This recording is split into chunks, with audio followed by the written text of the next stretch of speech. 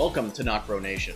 Welcome back, guys. I'm Jarrell, and look who's back. And I am Josh, and yes, I am back from taking my family to Disney World. It was a fun time, but I'm glad to be back. Always glad to be back. And I think he has a little cold now. I do. So I'm getting over a cold still. It's crazy how we get sick around the same time. Like, there has been multiple videos where we're both sick as shit. But yes, please excuse my voice or, sniffles. But let's get into it today. We're here to review issue 186 of The Walking Dead, The Powder Keg. The Powder Keg, and of course it is delayed due to him being on vacation. So if you haven't read this issue, there will be spoilers. If you had, I haven't had we have not had a cliffhanger issue like this. Like, there's been small cliffhangers, but nothing as big. I should say a big event like this in quite a while. Huge. This was huge, which leads into the next issue. So, to start off, nice little cool little moment with Carl and Sophia, him giving the thumbs up of this new guy. Another dude, yeah. Because she's feeling lonely. Yep. So, she's, the look on her face is like, no, not this happening. So, yeah, Eugene and Stephanie. What's very interesting is that I did not know Stephanie was African American. I didn't either. I thought she was Hispanic. Yeah, because I kind of picked up on a different culture than that. In this issue, she seemed darker. Yeah. In the other issues, it was a little bit lighter tone. So I was like, maybe she's Hispanic or whatever. Well, I just thought it was interesting. She's kind of pissed. Well, first of all, we find out her and Eugene have... They're together now. Yeah. But second of all, she's kind of pissed at Eugene because Eugene walks in on her, apparently switching out her or putting on her wig. Well, she was getting ready and he was waking up. Yeah. And so she wanted him to turn away because she wears a wig. Yeah. And she doesn't really want people to see that side of her. Eugene reassures her, look, you're amazing. I actually like it. And they end up, just playful interaction after her getting pissed off. And she still tells him to get out. Yeah. And he still does. He leaves. So this is where we get into the meat of this issue. Dwight has been let out of jail. Laura has come to grab him. And Laura is just kind of like, look, what the heck were you doing? They could have kept you in there forever. Basically, they could have killed you. And Dwight's philosophy, his main philosophy is... I do not like how this place is being run. You can see it. I can see it. The people are waiting to just have a new leader.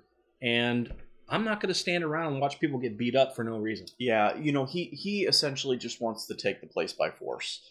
Yeah. Take over new leadership. And in the end, Laura asks, look, where's Rick stand on all this? And Dwight simply just says, no, he'll come around. And see, the one thing that I don't like that we continue to hear, and I know that it's still, because of Dwight, how he was with the Saviors, and Laura was as well, we still hear her say, the people need someone to save them. Every time you hear the word save coming from previous members of the Saviors, it's just like, they still have that mentality in using that word. Yeah. I don't like that word because Rick doesn't use it, Michonne doesn't use it. It's only like previous Saviors that use the word save. Yeah. So Rick is actually telling Michonne everything that Dwight told him, and she's dumbfounded. But Rick is like, but I understand where Dwight's coming from. Mercer's he's on board too. Yeah, he's pretty much conceding to Michonne that, look, Dwight's way, while not the way I want to do it, is actually something I'm thinking about and considering. Like, his whole view is, look, he knows these people are bad, and he wants to help them, but not do it by force. No. Certainly not the way that Dwight wants to do. Right. And Michonne is absolutely dumbfounded, taken back by the fact that she now knows that Rick does want to change the order of things, does want to take out leadership, essentially. And I love when Michonne, she says, look, the Commonwealth has a lot of room for improvement, and that's what I love about this place. So her philosophy is, yes, this place is massive, and she kind of sees there are some things that need to change and the people need to change, but that's what excites her about, okay, I'm in this new community, I can help, I've been put at the top of the list, I'm kind of in with, the governor so I can help guide these people in the right direction, maybe change some ways. What I loved about her and this interaction with Michonne was she points to his gun and says, "We don't need this," and then points to his head in the next panel and says, "We need this. Yeah. We need them. We need your sense. We need your sense of fairness, and we need you to show them the way. Show them a better way." Yeah, I loved that panel. Which is what the nature of Rick is, and the community, and Michonne as well. So, very powerful. And I think that's kind of what Rick was trying to get at with her. But I think she's just so immersed in this community now. And plus having a Lodi back and everything. Yeah. So she's the fact that she's hearing this from Rick, I think, is more shocking than, Dwight's aspect. Right. Exactly. And we get a little quick thing with Elodie. She's hanging out with friends that they haven't seen her in a while, and they're like, "Look, things have been really weird, ever since your mom, stood up for the people, the guards.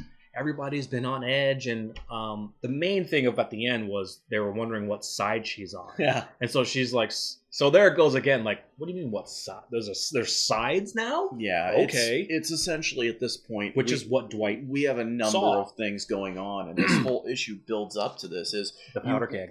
Exactly. We have the people that are not okay with the leadership. They're not okay with the soldiers and the leadership.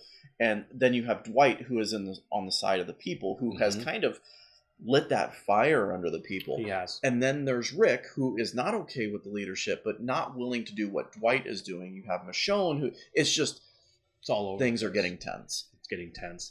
So we do jump back a quick little thing back to Alexandria. Magna's in charge, and she is speaking with, excuse me, she's speaking with Sadiq and Vincent. They're basically saying, look, you're having our troops, having troops guard the stations, guard around Alexandria, keeping, their senses up for what's supposed to be coming, but we're supposed to keep everything cool. Like, everyone saw those guards, when Governor Milton came. So it's like you're preparing for something that probably won't happen, but we're just being cautious. And yeah. They're just kind of wondering if we're doing the right thing. And I think in the end, Magna's like, we need to prepare for, not saying that it's going to happen, right? But in the event that it does, we need to be ready. Right. So Rick put me in charge. We're just going to be at the ready. Now for the most awesome part of the, and probably the most shocking for Rick, is Governor Milton and her guards, Mercer, and what was his name? Maxwell. His servant? Yeah. Her servant, who's the dude? Negan lookalike. Oh, yeah. I'm blanking on the name. I apologize. Langford or something like that. Lance. Yeah. Thank you. So Lance is there. So it pretty much her cabinet, I want to say, exactly, is surrounding her. They take Rick out for a walk, a stroll in the woods of the community, and she is there with a shotgun and is hunting walkers. I wouldn't say hunting. They're basically just... It's game. It's game. Yeah. So she kills one, and then she's done for the day, and she lets Mercer... She's like, Mercer, go ahead and take care of the rest. And Rick and Dwight are just dumbfounded. They're like, what the heck just happened? And this is where Mercer pretty much tells them, look, she actually tells us to leave some out for her. Not enough to cause any danger, right, but leave some out for her practice. So they're basically so that she can put a show on. Yeah, to show the people that she's trying to help out. And this is then where things get heated. Dwight is like, so she's only doing this for show? And Mercer's kind of like, well, everything in the Commonwealth is for show. And I think it's time. He's like, I think change in the Commonwealth is past due. And Dwight's like, we read you loud and clear. And you see Rick's face. Like, when Dwight says that in the panel, you see Rick kind of like somebody closing their eyes like, no, he did not just say that. Yeah. And Rick's like, oh, God. Like, what's going to happen? Which is amazing. Yeah, I mean... That's not what Rick wants. I mean, no. he sees that, he knows that Mercer believes in him. I don't think that's the worry. The worry is that he's got this rogue soldier of his just like wanting to revolt. But was it funny that did you expect anything less when we find out that's what Governor Milton does? to pretend that she's helping out. Let's leave some stragglers out. I almost expected that to come any page now. Right. Yeah. Like, of course it's all show. And even her son was out there. He was like, good, let's leave. I don't want to be out here anymore. Yeah. Just a little whiny bitch. So then we get into the end of this. And so Michonne has asked Rick and Dwight to come and talk. And the purpose of this is to find out, to really get the information from Dwight, like, what are you really wanting to do? Yeah. Because Rick told her everything. And so Dwight is kind of explaining of what he would like to do. That the people are like, he kind of takes a barb at her. He's like, oh, so selling out your own people for a nice apartment, you know? Yeah. And it's getting heated. Yeah, it is. And the whole point of this meeting that Michonne called was to really relieve tensions here. Yeah. There are Rick's group and Governor Milton's group. There's tension, and that the whole point of this meeting was to find out Rick and mainly Dwight's intentions. And this is where Rick says, look, I'm not trying to take over, and I'm not going to. Right. If anything, I want to help this community. And if in the end they see the correct way of doing things, then that's great, and we can help them transition to that. And Michonne was very thankful that Rick said that, because she was very relieved that Rick was kind of like going on the side of Dwight, like, we need to take this by force. And then she says, so I hope that we can talk about this civil, because I invited, and all of a sudden Pamela Milton busts in the door with 2 guards saying that she actually heard everything that they were talking about, that she normally doesn't listen at the door, but she was very relieved that Rick is on her side. Yeah. And this is where things get heated, where Michonne is trying to calm the situation down, saying, look, she's like, I only asked you to come. I didn't ask for the guards to come.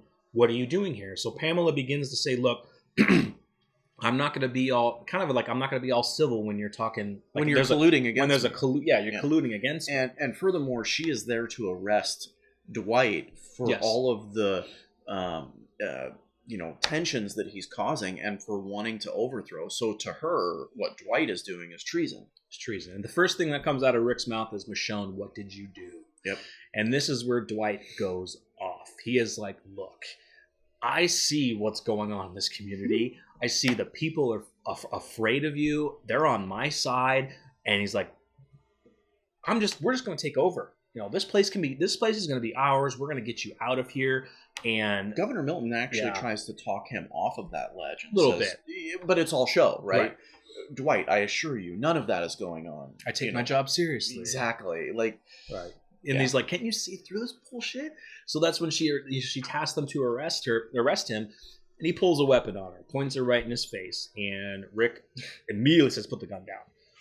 But the reasoning of why he's doing it is because, look, she does not understand anything but kind of force. And I'll show you.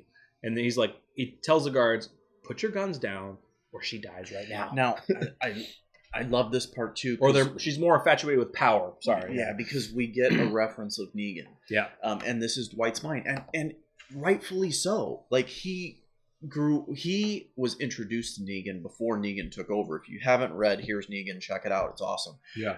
So he knows the way that Negan works. He knows that how people with power work. And he says, if it's not you, if it's not Negan, whatever it is, the only thing that you care about is power. Right. And that's why he says, I'll show you the power. And he says, drop your guns or I'll kill her right now. And then you get this close-up of Dwight. He's like, come on, Rick, we can do it. We have the advantage. We can take over. And like, he doesn't say save these people again, but he says, we can turn this place into whatever we want. We can do what we want to do. Yeah, it was crazy. It was crazy. Like, something clicked in him and set something off in him. And he's essentially going crazy here. He's going crazy. And then we get his death. Boom. He gets shot in the head. And I did not expect to look at the next panel to see that Rick killed him.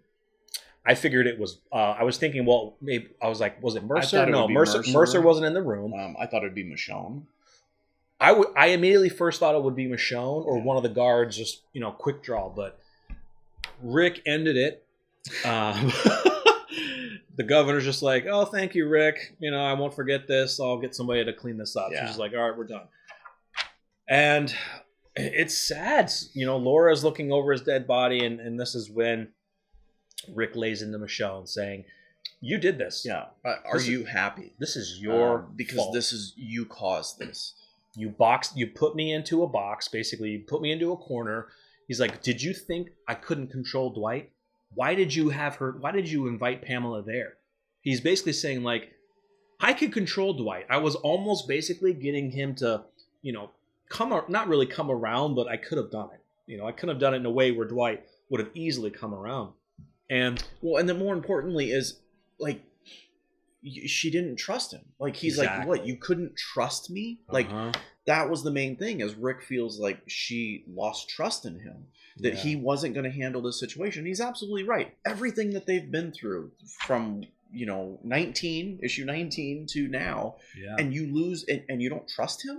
Yeah. And, this is where we get, he says, "I will never forgive you for this. Never forgive you for this." And then she tries to lay it out on him. She's kind of saying, well, what did I make you do? And, Dwight was getting unhinged and he was going crazy. And what you did prevented a war. We avoided a war by you doing this.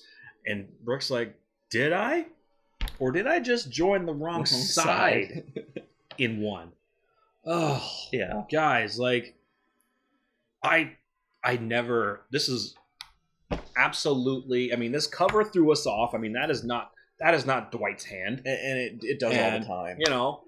Never expected this. Yeah, and it's crazy because I still believe. He is right.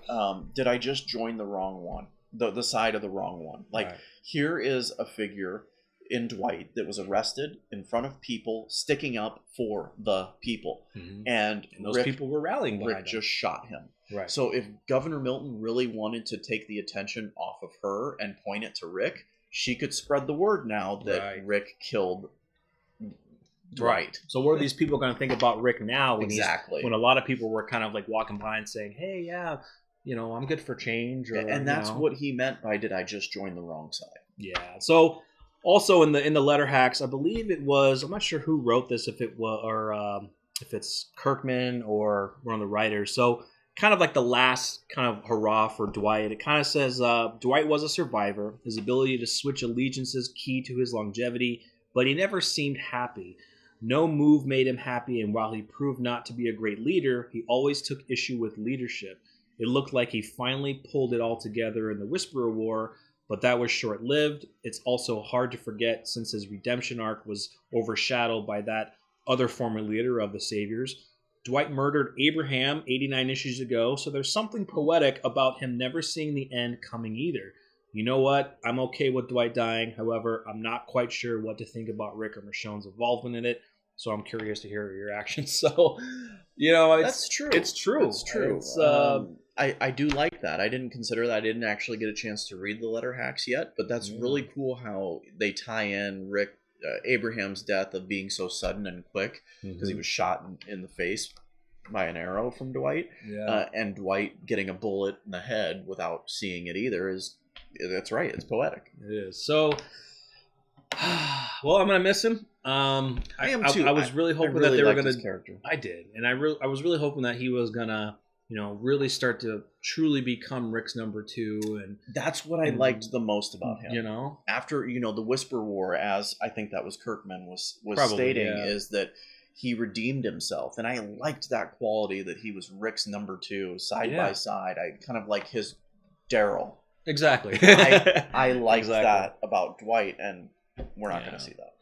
So yeah, I have very mixed feelings on Michonne. I don't like her right now. I don't either. Gonna have to see this is really set up. If you guys missed our video and missed the announcement from Robert Kirkman, issue 187, Kirkman said, is the biggest storyline ever.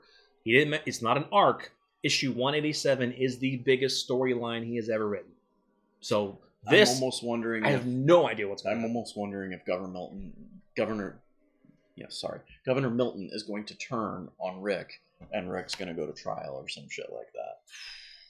Rick needs to get out of there as quickly as possible. He is back home. He is not in a good position right now. He needs to go. Yeah. He needs to go. So, let us know of your thoughts of the death of Dwight issue 186 and the powder keg that is about to explode that's going to be coming in issue 187. Yeah, we are excited, guys. If you made it through this video, give it a thumbs up. If you're new to the channel, subscribe. Follow us at NocBro Nation on Facebook and Twitter. I am Josh. I'm Jarrell. We're NocBro Nation. And we're out.